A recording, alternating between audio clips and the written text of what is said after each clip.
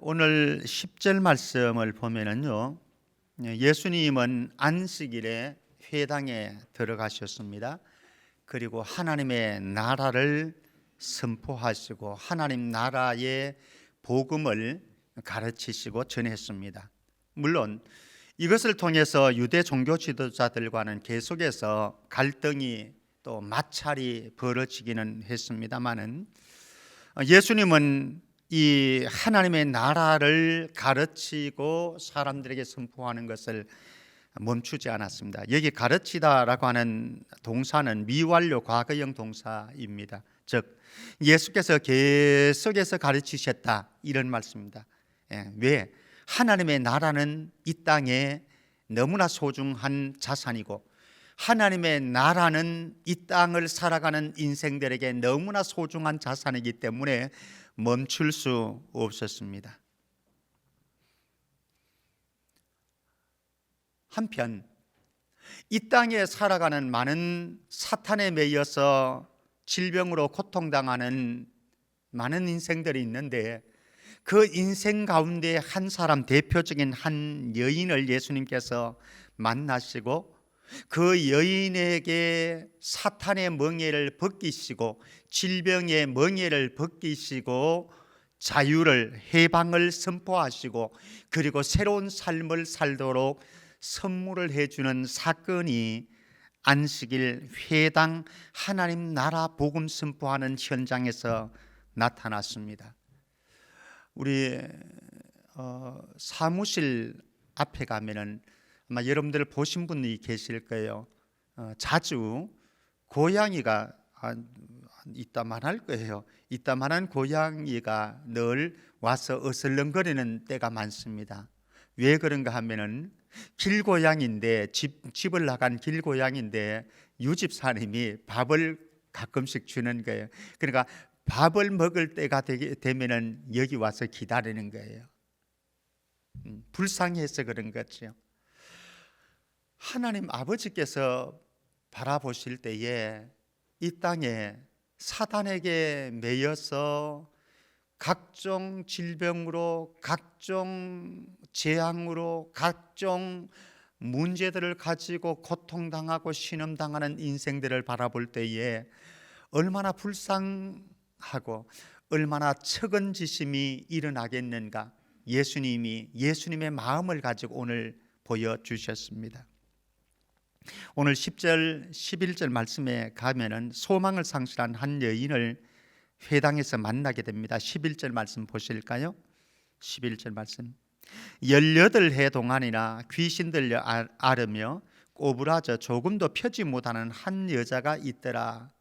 회당에 한 여인을 예수님께서 만납니다. 근데 그 여인의 모습을 한 세 가지로 표현해 줍니다. 첫 번째는 귀신 들렸다라고 표현합니다.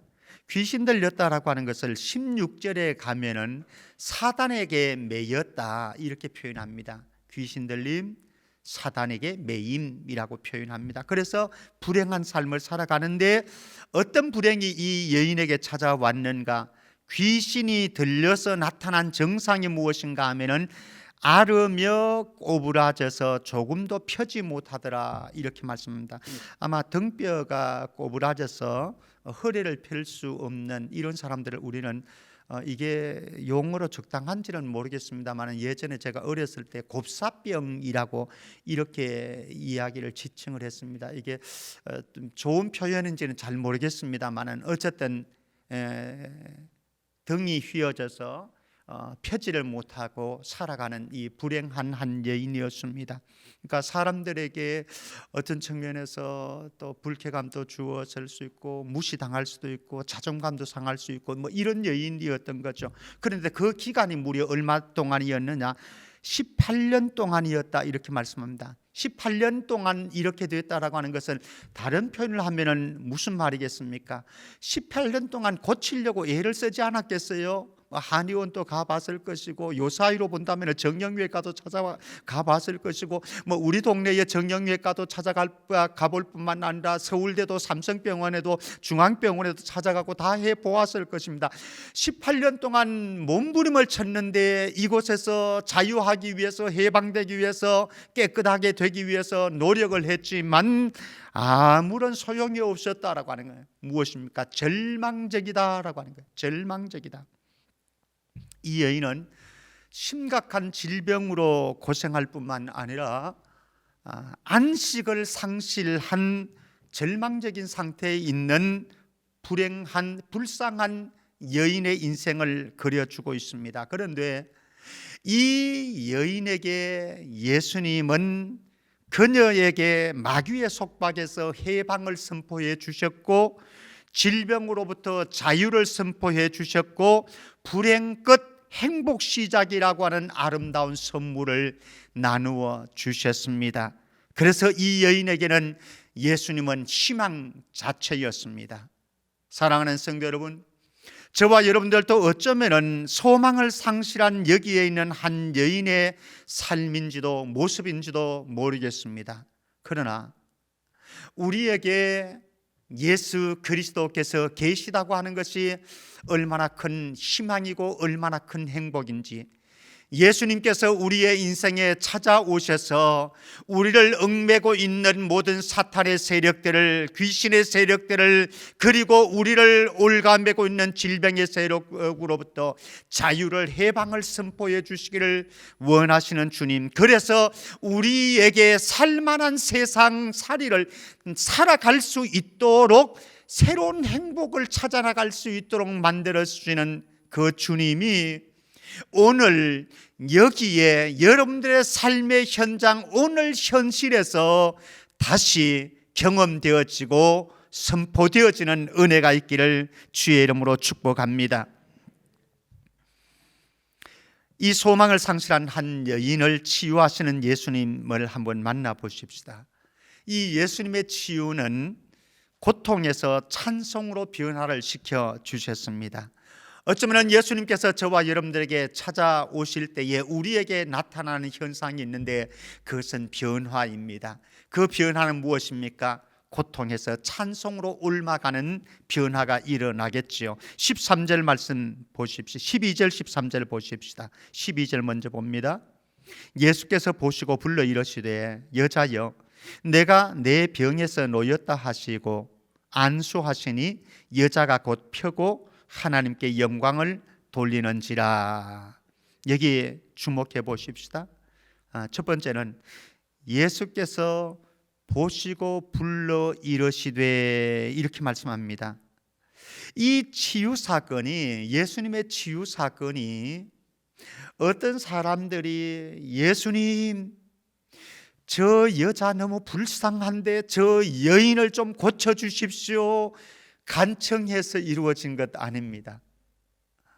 18년 동안 등뼈가 꼬부라져서 앓고 고생을 하고 희망을 상실한 채 절망 속에 살아가는 이 여인이 예수님을 발견하고 예수님 나를 불쌍히 여겨 주십시오, 내 병을 고쳐 주십시오 이렇게 요구해서 예수님께서 이 여인을 고쳐주신 것도 아닙니다. 예수께서 보시고 불러 이르시되, 자발적인 치유였습니다. 자발적인 치유였습니다. 사랑하는 성도 여러분, 여러분들의 인생 가운데 예수님이 찾아오셨고, 그리고 오늘 우리가 살아가는 삶의 현장에서 이런저런 문제 속에 부딪힐 때에 때로는 우리가 주님 앞에 요청해서 주님 저 고통스럽습니다, 저 아픕니다, 저 힘겹습니다 이렇게 요청해서 우리에게 찾아오셔서 우리의 삶을 새롭게 기도하시지만은 때로는 우리가 요청하지 않았음에도 불구하고 예수님께서 다 보고 계시면서 우리의 삶의 현장에 문제를 개입해 주시는 줄 믿습니다. 여기 예수님께서 보시고 불러 이르시되, 이 말씀 속에는요 예수님의 이 마음이 담겨져 있어요. 이 여인의 형편과 사정을 너무 잘 아시고 공감하고 느끼시고 불쌍히 여기는 마음, 불쌍히 여기는 마음, 불쌍히 여기는 마음. 예수님이 이 땅을 찾아오신 이유도 자발적인 찾아오심이었죠. 그것도 불쌍히 여기는 마음, 긍휼히 여기는 마음, 이게 있었기 때문에 이 땅 찾아오신 것 아니겠습니까? 잃어버린 자를 찾아오신 그 주님, 예수님의 마음속에는 불쌍히 여기는 마음이, 긍휼히 여기는 마음이 가득했습니다. 저는 저와 여러분들의 가슴 속에 이 불쌍히 여기는 마음, 긍휼히 여기는 마음이 가득 담겨졌으면 좋겠습니다. 여러분들의 남편을 바라볼 때에, 여러분들의 아내를 바라볼 때, 여러분들의 자녀들을 바라볼 때에, 우리 형제 자매들을 바라볼 때에 하나님 마음, 예수님의 마음, 불쌍히 여기는 마음, 긍휼히 여기는 마음이 가득해서 누군가를 바라볼 때에 그 사람에게 그저 있을 수가 없는 거죠. 예수님처럼 주시할 수밖에 없고, 그리고 예수님처럼 이렇게 말씀하시고 위로하시고 격려하시고 치유와 회복의 말씀을 하실 수밖에 없지 않겠는가? 왜? 우리 안에 하나님의 마음이 담겨 있기 때문에. 두 번째, 예수님의 이 치유는 자발적인 치유일 뿐만 아니라 예수님 말씀합니다. 여자여 내가 내 병에서 놓였다 하시고 말씀합니다. 여자여 너가 너의 병에서 놓였다 선포하십니다. 이것은, 이 말씀은요 창조자의 선포입니다. 창조자의 선포입니다. 이 세상 모든 만물을 하나님의 입에서 나오는 말씀으로 창조하셨는데, 천지 만물을 말씀으로 창조하신 예수님께서 지금 말씀하는 거예요. 여자여 너가 너의 병에서 놓였도다 말씀을 하십니다. 그래서 말씀으로 이 여인을 치유하십니다. 뿐만 아니라 예수님께서는 여자여 내가 내 병에서 놓였다 하시고 안수하시니 안수하셨습니다. 무엇입니까? 예수님의 손은요 사랑의 손이었고 긍휼의 손이었고 치유와 회복의 손이었습니다.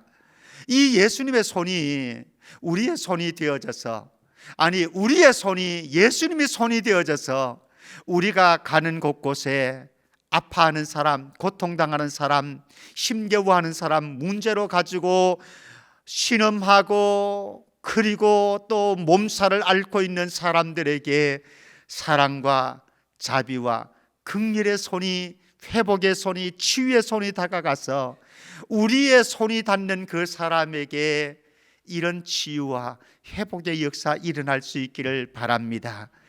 두 가지, 창조자의 말씀이 이 여인을 고치셨고, 그리고 예수님의 긍휼과 사랑과 치유의 손이 닿을 때에 이 여인은 즉각적으로 노임을 받았습니다. 그리고 13절 말씀에 안수하시니 여자가 곧 펴고, 불행이 물러갔습니다. 귀신의 또 마귀의 매임이 사라졌습니다. 펴고 하나님께 영광을 돌리는지라, 이렇게 말씀합니다. 여기 영광을 돌린다, 독사조라고 하는 헬라어인데요, 동사가 독사조라고 하는 것은 영광을 돌리다, 찬송하다, 이런 의미를 가지고 있습니다. 하나님께 영광을 돌리고 또 한편으로는 하나님을 찬송하고 찬송하다, 찬양하다, 이런 말씀이 되는 거죠. 결국 이 영광을 돌린다, 하나님께 영광을 돌린다라고 하는 이 말은요 이런 표현으로 바꾸어 설명할 수 있습니다. 그녀가 계속해서 영광을 돌리고 찬송하고 있었더라, 이렇게 바꿀 수가 있습니다. 이 여인은 계속해서 하나님께 영광을 돌리고 하나님을 찬송했더라. 이 병이 고쳐졌으니까, 귀신의 매임에서, 사탄의 매임에서 자유케 되어졌으니까 그냥 있을 수가 없습니다. 그래서 계속해서 하나님께 영광을 돌리고 그분의 이름을 높여서 찬양하는 이런 모습으로 이 여인은 등장합니다. 예수님이 우리의 인생에 찾아오실 때에 나타나는 현상이 있습니다. 어쩌면 우리는 이 땅에서 마귀에게 매임받아서 귀신이 들려서 어쩌면 우리는 계속적인 고통을 받을 수도 있습니다. 어쩌면 저와 여러분들의 인생 자체가 그러한지도 모르겠습니다. 작년에도 고통스러웠지만은 올해도 고통스럽고, 1월 달에도 고통스러웠지만은 2월 달에도 또 고통스럽고, 우리에게 다가올 3월 달에도 또 고통스럽고, 계속적인 고통입니다. 왜? 마귀의 매임이 있기 때문에 그렇습니다. 귀신 들림이 있기 때문에 그렇습니다. 이 마귀라고 하는 존재는, 귀신이라고 하는 존재는 우리를 하나님 나라의 백성의 삶을 살지 못하도록 하고 하나님 나라를 경험하지 못한 자처럼 살아가도록 끊임없이 우리를 공격할 것입니다. 근데 중요한 것은 무엇입니까? 계속적인 고통 속에서 계속적인 찬송의 삶으로 바꾸실 수 있는 분이 계신데, 그분이 바로 우리에게 찾아오신 예수 그리스도, 그분이십니다. 이 예수 그리스도께서 이번 한 주간에도 여러분들의 삶 속에서 계속적인 고통이 있을지라도 그분이 만드시는 새로운 창조 속에서 계속적인 찬양과 계속적인 하나님께 영광 올려드림이 창조되어지기를 주의 이름으로 축복합니다. 이 예수님의 치유 사건은요, 무엇을 보여주는가 하면은 하나님의 나라 통치를 보여줍니다. 예수님께서 한 사람의 인생을 새로운 삶으로 고쳐주는 것도 중요하지만, 예수님의 관심이 그것도 있지만 사실은 그것은 부수적인 것이고요, 예수님께서 한 사람의 인생에 찾아가서 그 사람의 인생의 불행을 송두리째 뽑아내고 그 사람의 인생을 새로운 삶으로, 변화된 삶으로, 아름다운 삶으로 선물해 줌을 통해서, 이 치유 사건을 통해서 예수님이 보여주려고 하는 것이 무엇이었는가? 하나님의 나라가 너희에게 임했다라고 하는 거예요. 하나님의 나라가 이 땅에 이미 임했다라고 하는 것을 보여주시는 사건이에요. 그러므로 우리가 이 사건을 통해서, 이 여인에게 일어난 사건을 통해서 우리가 발견해야 될 것은 하나님의 나라가 먼 미래에 가게 되어질 그 나라일 뿐만 아니라 오늘 이 시간 여기에 하나님의 나라가, 여러분들의 가정에 하나님의 나라가, 여러분들의 직장에 하나님의 나라가, 우리가 예배드리는 이 공동체 안에 하나님의 나라가 이루어진 줄 믿습니다. 이거 보여주려고 하는 거예요. 한번 확인해 보겠습니다. 이사야서 35장 5절 6절입니다. 이사야서 35장 5절 6절 여러분들이 한번 읽어주겠습니다. 시작.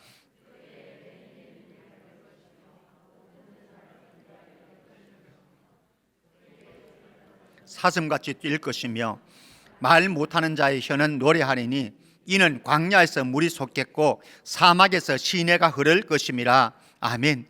이 세계는 메시아 통치 시대를 말씀하고 있습니다. 메시아가 통치할 때 어떤 나라가 형성되어지는가, 펼쳐지는가를 말씀해 주고 있습니다. 그때에 맹인의 눈이 밝을 것이고 못 듣는 사람의 귀가 열려질 것이고, 그때 저는 자는 사슴같이 뛰게 될 것이고 말 못하는 자의 혀는 노래하니니 이는 광야에서도 물이 솟아나겠고 사막에서도 시내가 흘러 내릴 것이라. 무엇이요? 하나님이 통치하시는 세계 속에, 메시아가, 예수 그리스도가 통치하는 세계 속에 이런 일들이 벌어질 것이라고 이사야서에서는 말씀하고 있는데, 이 사건이 어디에서 성취되어지는가? 누가복음 7장 22절입니다. 누가복음 7장 22절 제가 봅니다. 예수께서 대답하여 이르시되 너희가 가서 보고 들은 것을 요한에게 알리되, 맹인이 보며 못 걷는 사람이 걸으며 나병 환자가 깨끗함을 받으며 귀 먹은 사람이 들으며 죽은 자가 살아나며 가난한 자에게 복음이 전파된다 하라. 사실 세례 요한, 예수님을 처음 만났을 때에 저분은 하나님의 어린 양이다 라고 정말 위대한 그런 고백을 했지 않습니까? 예수님을 철저하게 알아보았습니다. 그분이 메시아인 것을 알아보았습니다. 그런데 세월이 흐르고 헤롯에게 갇혀서 감옥에 지금 갇혀 있습니다. 근데 가만히 지켜보니까 예수님의 행보가 그들이 기다리고 있는 메시아가 아닌 것 같아요.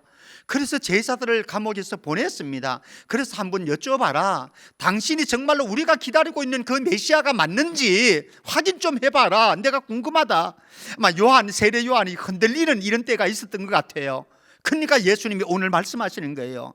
너희가 가서 보고 들은 것을 그 요한에게, 흔들리고 있는 요한에게 가서 분명하게 말해라, 전해줘라. 맹인이 보고, 못 걷는 사람이 걸으며, 나병 환자가 깨끗함을 받고, 귀먹은 사람이 들으며, 죽은 자가 살아나며, 가난한 자에게 복음이 전파되어지는데, 이 일을 하시는 분, 바로 그분이 메시아이고, 이분이 하나님 나라 통치를 보여주고 하나님의 권능을 보여주셨다. 너희들 안에 이미 하나님의 나라가 도래했다 라고 예수님께서 명확하게 말씀을 해 주셨습니다.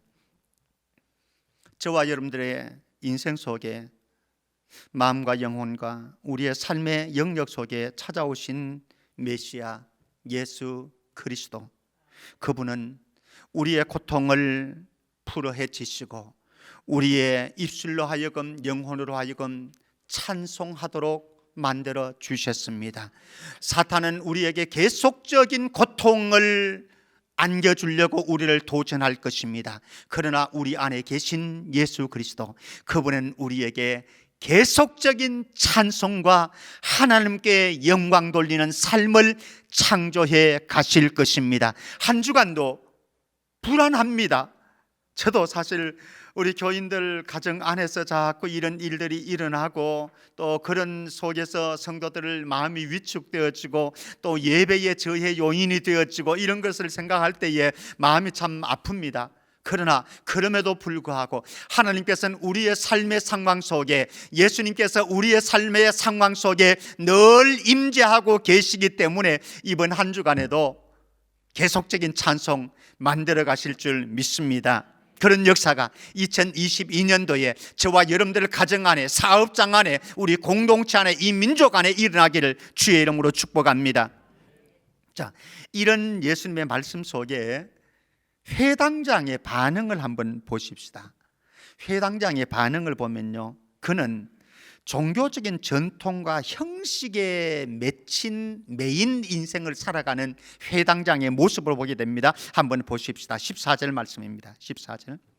회당장이 예수께서 안식일에 병 고치시는 것을 분내어 무리에게 이르되, 일할 날이 엿새가 있으니 그 동안에 와서 고침을 받을 것이요 안식일에는 하지 말 것이니라 하거늘, 이렇게 말씀합니다.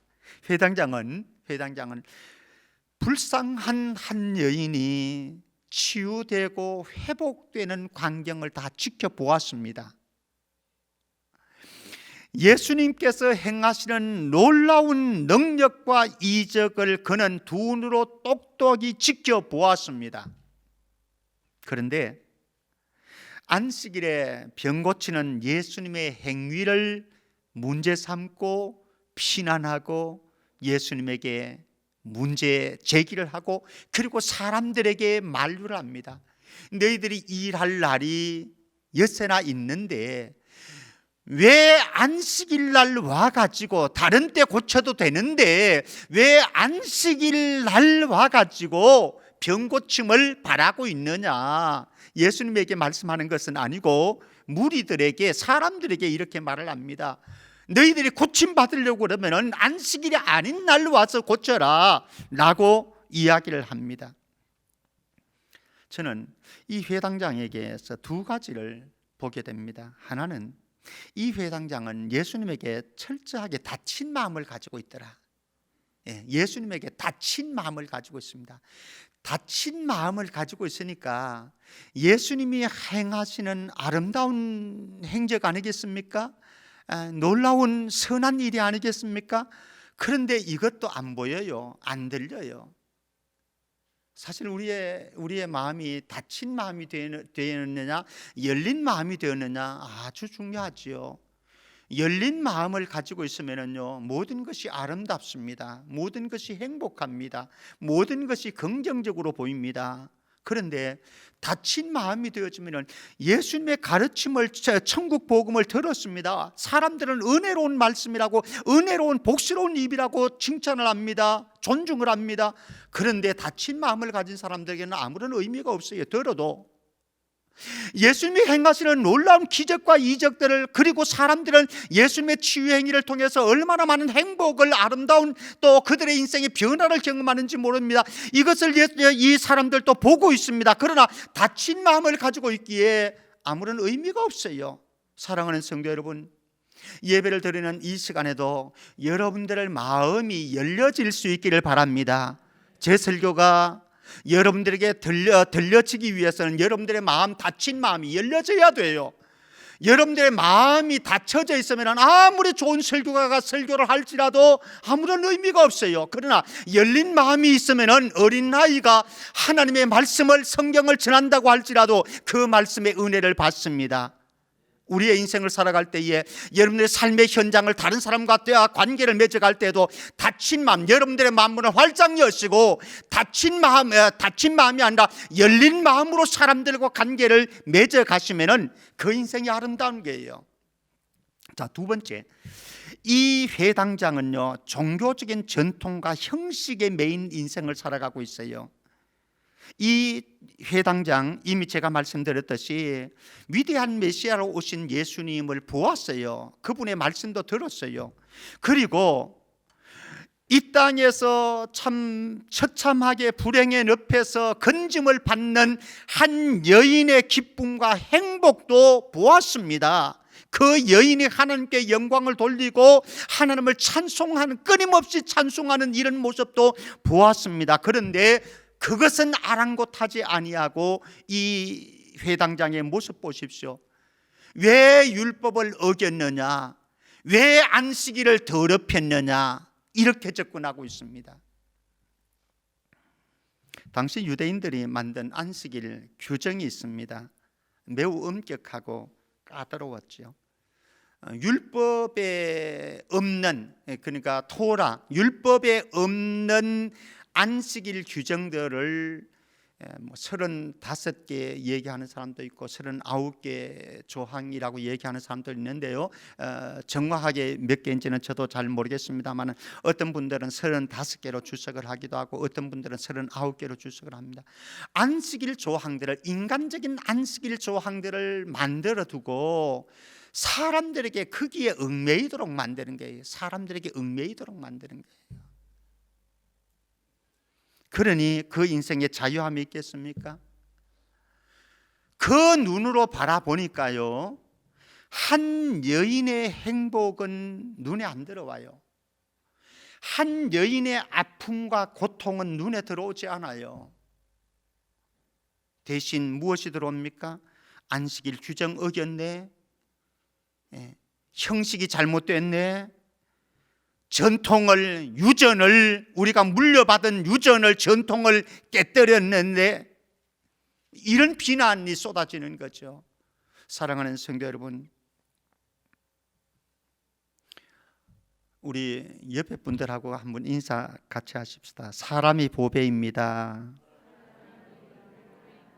사람이 보배예요. 사람이 보배예요. 안식일 규정이 중요한 게 아니에요. 형식이 중요한 게 아니에요. 전통이 중요한 것 아니에요. 사람입니다. 사람. 이 사람의 아픔을 볼 수 있고, 이 사람의 눈물을 볼 수 있고, 이 사람의 고통을 볼 수 있고, 이 사람의 탄식을 볼 수 있는 저와 여러분들 되어지기를 주의 이름으로 축복합니다. 정말 한 주간에요, 여러분들의 삶의 현장에서 사람이 보배가 됐으면 좋겠습니다.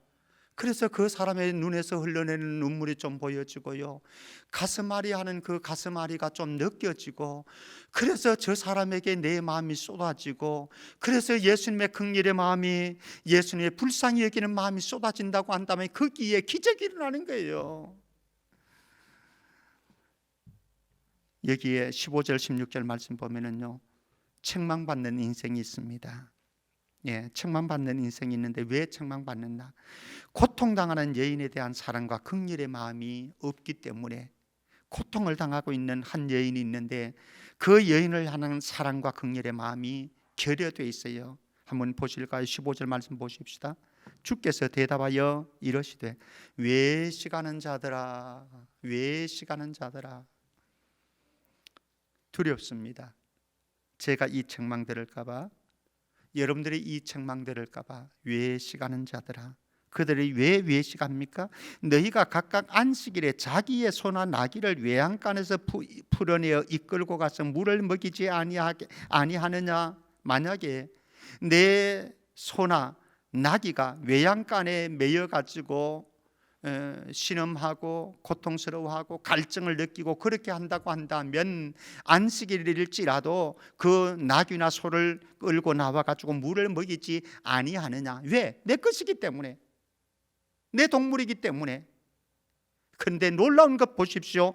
16절 말씀입니다. 그러면 18해 동안 사탄에게 매임받은 이 아브라함의 딸을 안식일에 이 매임에서 푸는 것이, 내가 이렇게 풀어주었는데 사탄의 매임에서 고통당하고 신음하고 질병으로 인해서 희망을 찾지 못하고 절망 속에 있는 이 여인을 내가 풀어주었다고 하는 이것이 문제가 되느냐라고 하는 것입니다. 나귀가 소중합니까? 소가 소중합니까? 사람이 소중합니까? 그러니 자기의 소는, 자기의 나귀는 그렇게 되었다고 이기적인 마음을 가지고 물을 먹이면서도, 안식일에 물을 먹이면서도 한 여인이 당하고 있는 사탄에게 매여서 고통당하고 있고 아픔을 당하고 있고 절망을 가지고 안고 살아가는 이 여인을 고쳐주는 이 여인의 행복에 대해서는 아무런 관심이 없는 외식하는 자들아, 외식하는 자들아.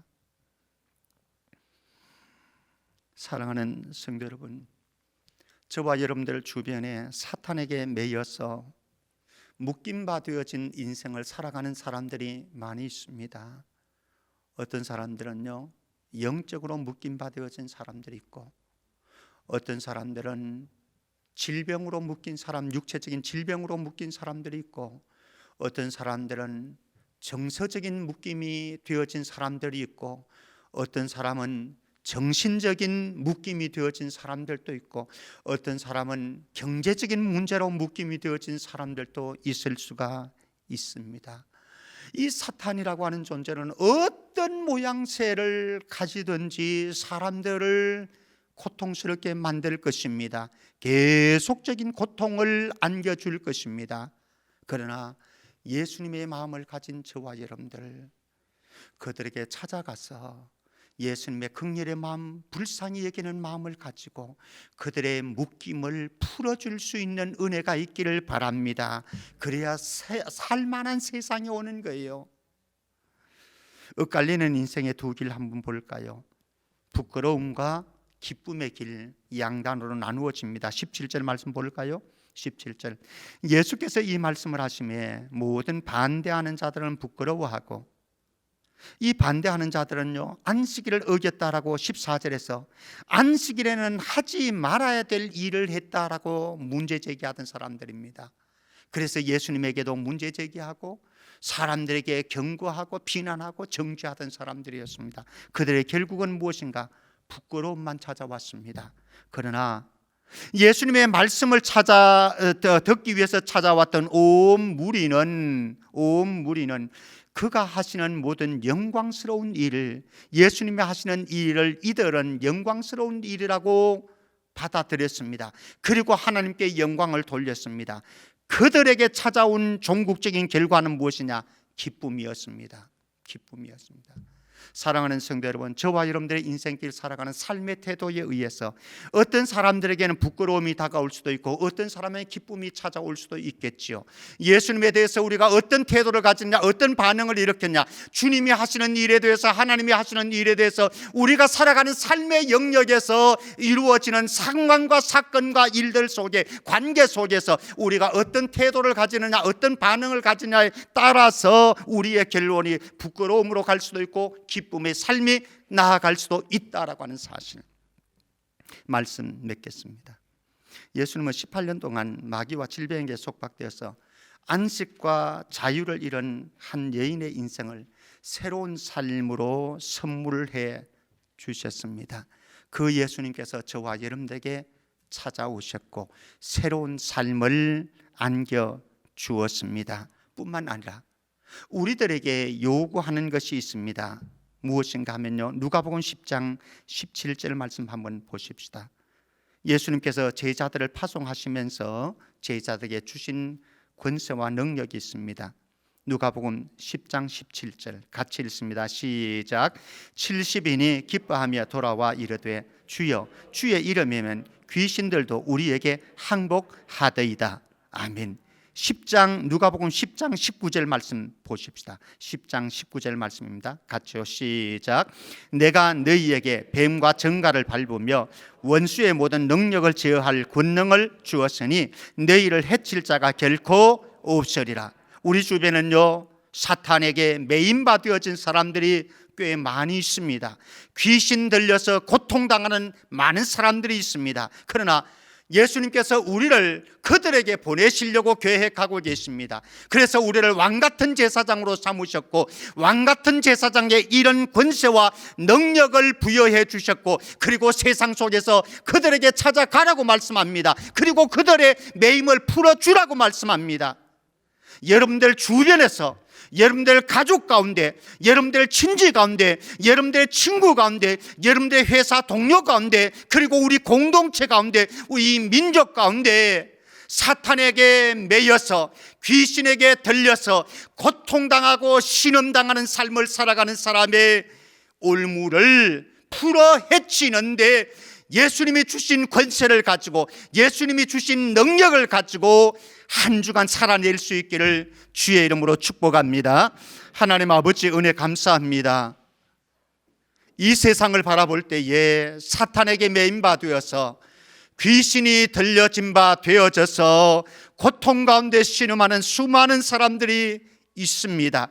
그들에게 예수님 찾아오셔서 하나님의 나라 통치를 보여주셨습니다. 그리고 우리에게 그 권세와 능력을 주시고 왕같은 제사장으로 너희들이 저들에게 찾아가서 저들의 매임을 풀어주라고 말씀하고 있습니다. 한 주간 예수님의 권세와 능력을 가지고 우리의 삶의 현장에서 매인바 되어진 사람들에게 풀어 헤쳐줄 수 있는 행복을 찾아줄 수 있는 우리 모든 권속들 되게 하여 주옵소서. 거룩하신 예수 그리스도 이름으로 기도하옵나이다. 아멘.